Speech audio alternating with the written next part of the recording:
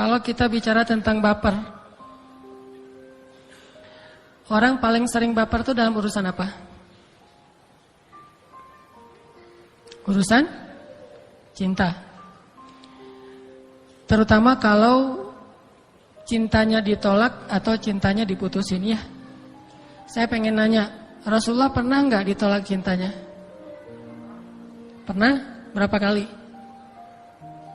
2 kali ditolak cintanya. Baper nggak Rasul? Biasa aja. Move on nggak Rasulullah setelah ditolak? Move on banget. Malah setelah ditolak cintanya di dunia, Rasulullah SAW pergi ke akhirat. Gimana pergi ke akhirat? Isra Mi'raj, jalan-jalan ceritanya. Jadi cara supaya nggak baper dalam urusan ditolak cinta dan bisa move on, pergilah jalan-jalan. Mungkin cari ombak, surfing. Mungkin cari angin, mungkin cari apalah. Pokoknya jalan-jalan. Tapi kemarin saya mah surfing bukan gara-gara baper. Dikit sih. Enggak, gara-gara pengen belajar gimana sih rasanya naik di atas ombak, ternyata nggak bisa-bisa juga. Teman-teman yang dirahmati Allah Subhanahu wa taala, 2 kali Nabi SAW itu ditolak cintanya. Pertama ditolak oleh calon mertua, kedua ditolak oleh si cewek itu sendiri. Siapa calon mertua yang nolak cinta Rasul? Paman beliau sendiri, Abu Thalib. Ketika Rasulullah SAW pernah di masa jomblonya, di masa mudanya, sebelum nikah sama Khadijah, Rasulullah tuh ada perasaan kepada salah satu putrinya Abu Thalib. Lalu Rasulullah menyampaikan hajatnya kepada Abu Thalib tentang niat dia untuk menikah dengan putri Abu Thalib. Berarti siapanya Rasul nih? Sepupu ya, sepupunya Rasul. Kenal banget lah gitu. Ternyata Abu Thalib bilang, ya Muhammad, waktu itu Nabi belum dapat wahyu. Ya Muhammad, dulu sesungguhnya putriku ini akan aku nikahkan dengan kabilah fulan. Karena sesungguhnya dulu mereka menyerahkan putri mereka untuk dinikahkan kepada kabilah kita. Sekarang balas jasa kita yang memberikan putri kita dinikahi oleh putra mereka. Siapa putri kabilah itu yang diserahkan kepada kaumnya Nabi Muhammad? Yaitu Aminah, ibunya Rasulullah SAW. Jadi anaknya Abu Thalib mau diserahkan kepada kabilahnya ibu Rasulullah SAW sebagai balas jasa. Karena dulu kabilah itu menyerahkan Aminah untuk dinikahi oleh Abdullah. Sehingga kata Abu Thalib, aku ingin menikahkan putriku dengan kabilah fulan wahai Muhammad. Ditolak sama Abu Thalib. Ditolak, Rasulullah bilang, ya tidak apa-apa wahai paman. Mudah-mudahan dia hidupnya bahagia atau apalah, didoakan yang baik-baik oleh Rasulullah. Itu baru cowok banget ya. Jadi bukan, duh terus saya hidupnya gimana kalau tanpa dia. Lemah sekali ya. Jadi tidak punya apa, gak tangguh gitu, gak tough. Karena begitu diputusin pengen mati aja. Tapi masih mending sekarang kalau diputusin masih ada Pokemon ya. Jadi sibuk aja dengan Pokemon. Kenapa? Kamu sibuk nyari-nyari Pokemon daripada nyari-nyari pacar. Mending saya nyari Pokemon. Dapat bintang ya. Kalau nyari pacar habis duit. Udah habis duit ternyata ditolak. Jadi Rasulullah mah biasa aja ditolak sama Abu Thalib. Move on. Move onnya kenapa? Gimana? Berdagang. Berdagang lagi dengan jujur, sukses. Akhirnya dilamar oleh cewek yang lebih keren, lebih cantik, lebih apa? Lebih pokoknya perfect aja. Walaupun dia bukan gadis, tapi dia satu dari 4 perempuan yang perfect, yang sempurna. Tidak ada perempuan yang sempurna di muka bumi kecuali 4 kata Rasul. Siapa? Yang paling tua teh? Asiyah istri Fir'aun, kemudian Maryam binti Imran, ibunya Isa, kemudian Khadijah bintu Khuwailid atau istri Rasulullah, dan yang keempat Fatimah bintu Rasulillah. Cuma 4 itu doang perempuan yang sempurna, yang lain gak ada yang sempurna. Jadi jangan terlalu perfeksionis membandingkan istri kita dengan Khadijah. Mah, ini Khadijah tuh gini. Lah Khadijah itu perempuan yang sempurna dan di muka bumi itu cuma ada 4. Lah istri kita bukan yang kelima. Jadi wajar banget kalau istri kita itu agak ngejomplang sih dengan Khadijah. Ini mumpung istri saya nggak ikut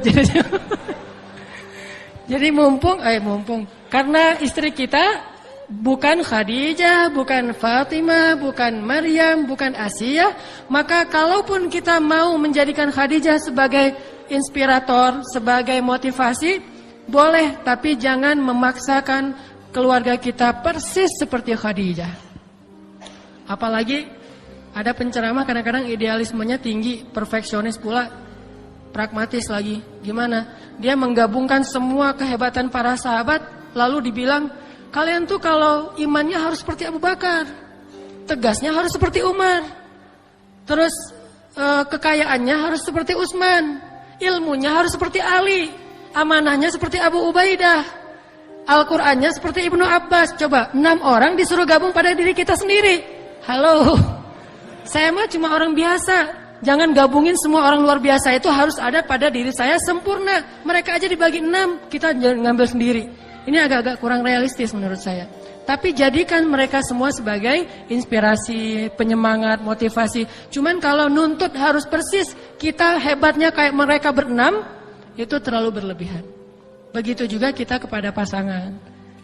Yang ibu-ibu ketika baca cerita tentang misalnya gimana kesabaran Ali terhadap Fatimah, di blog tuh, terus di copy, di send kepada suaminya, "Pak, ini ada hadiah buat papa, apa cerita kesabaran Ali terhadap istri." Seburuk-buruk hadiah kata si bapaknya. Kenapa seburuk-buruk hadiah? Karena bikin baper tadi. Wah, saya mah bukan seperti Ali wahai ibu gitu ya. Ali mah adalah pangeran surga. Dan kita mah masuk surga belum tentu, tapi berharap masuk surga. Kalau itu mah pangeran surga.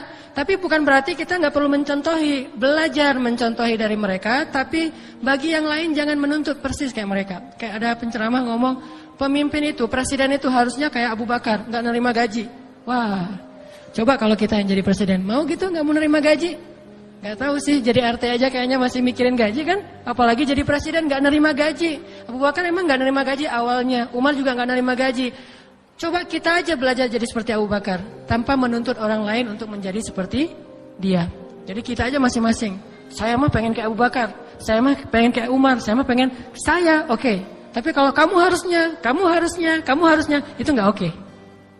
Kita aja yang tegas terhadap diri sendiri, toleran terhadap orang lain. Jangan tegas terhadap orang lain, terlalu toleran terhadap diri sendiri. Tapi kan saya cuman istilah-istilah toleran terhadap diri sendiri. Kalau ke diri sendiri tegas, harusnya saya begini, harusnya saya begitu, harusnya ke diri sendiri, ke orang lain gak apa-apa deh, ke orang lain. Kalau orang bisa kayak gini, insya Allah gak ada masalah sih di antara kita mah. Karena semuanya berlomba-lomba menjadi lebih baik. Balik lagi, ternyata yang melamar Rasulullah adalah Khadijah. Dilamar sama Khadijah. Tapi etika melamar karena cewek duluan yang datang, nggak boleh langsung ke Rasulullah. Nah ini etika yang sekarang mulai agak-agak kabur. Datang Khadijah bukan ke Rasulullah, tapi kepada pembantunya Khadijah. Siapa pembantunya Khadijah? Siapa?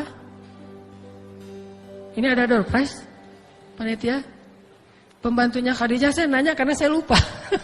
Siapa sih pembantunya Khadijah? Maisaro, cewek apa cowok? Yakin? Kok tahu? Maisaro cewek apa cowok? Nanya ke yang akhwat dulu deh, yang cewek-cewek.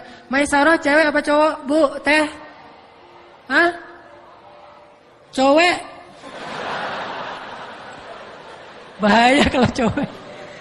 Maisaro adalah cowok. Namanya aja Maisaro, makanya hati-hati jangan sampai namain anak tetangga Maisaro. Kita udah rajin ke masjid, tetangga nanya, Kang, saya lihat rajin ke masjid, boleh dong minta nama anak yang bagus? Ya mintanya ke kita, bukan ke suaminya, bahaya ya. Mintanya kita, gimana nama anak yang bagus yang Akang tahu dari ustaz-ustaz. Oh ada tuh nama yang bagus, pembantunya Khadijah. Anak ibu siapa? Anak ibu laki perempuan? Perempuan, oh cocok tuh, pembantunya Khadijah. Siapa Kang namanya? Maisaro. Oh iya benar, dia juga ngerti. Kirain Maisaro itu nama cewek. Udah aja Maisarah, pergilah dia kuliah di Mesir. Ismake, kata orang Mesir, nama kamu siapa? Maisarah. Langsung orang Mesir, nama Maisarah tapi cewek, harusnya cowok. Jadi nggak semuanya, oh itu berarti cewek ya.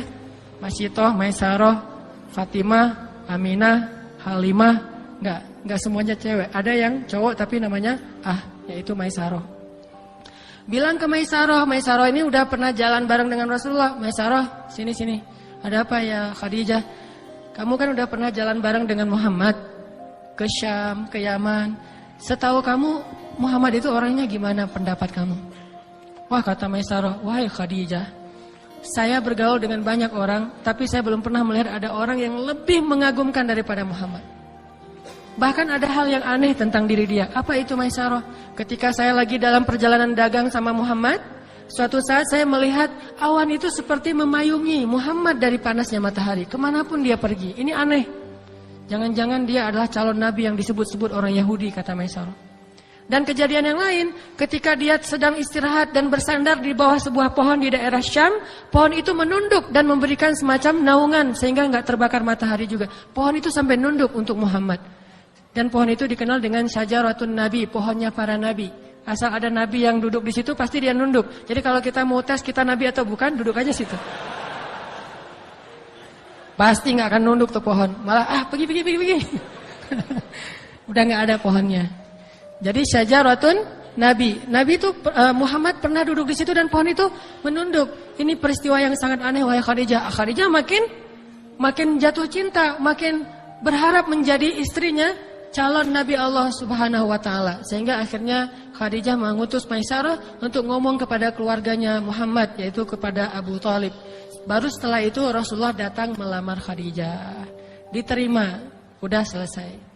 Selang beberapa tahun kemudian, setelah mereka hidup dalam keadaan yang luar biasa bahagia, dapat wahyu pahit, susah, asam, garam semuanya dirasakan bersama. Akhirnya Khadijah wafat. Ketika Khadijah wafat, Rasulullah sedih. Itu baper bukan? Baper. Berarti kalau kita kehilangan seseorang yang kita cintai dan kita sedih, baper. Itu baper yang dibolehkan.